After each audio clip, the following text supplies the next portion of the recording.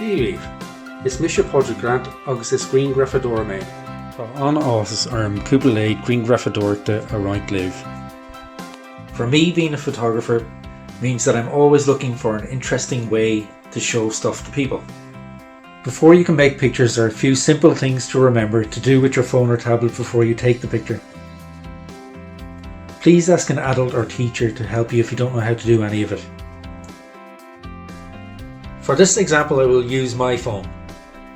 But most phones and devices with cameras on them are similar and have the same settings.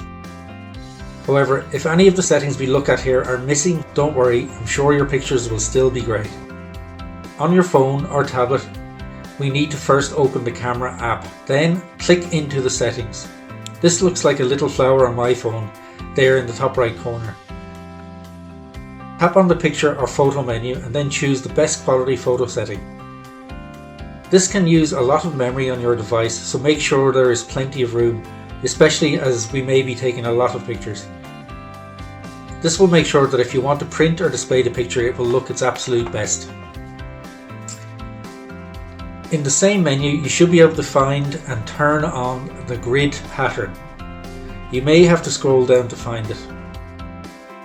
This grid is just 6 lines that sit on top of your picture on your device. You'll see them on your screen, but they don't come out on your picture. They will help you to compose the picture and to help you keep your horizon straight.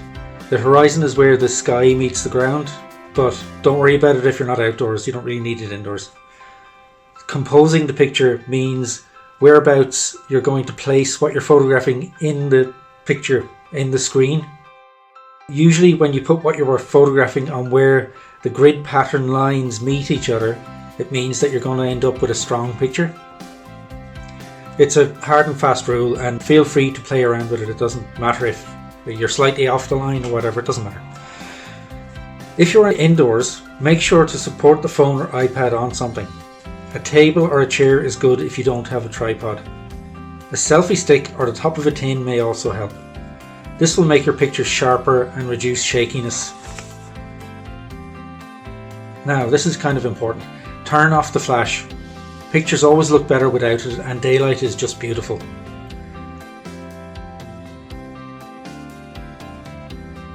And the last one, experiment. This is the most important thing of all to remember. To make an interesting picture, you must try photographing it in different ways. Standing up, kneeling down, or lying on the floor looking up.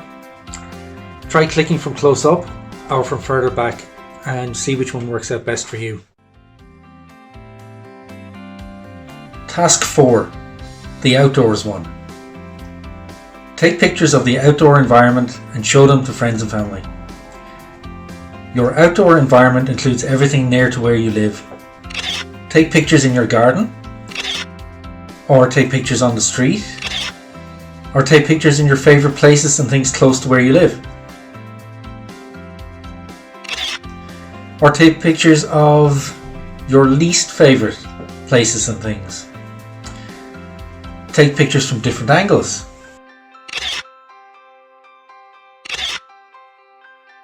Standing up, in front and from the side maybe. Take pictures from different distances, from close up, from far away, from further back, showing all of the surroundings and show the detail. Above all, have fun.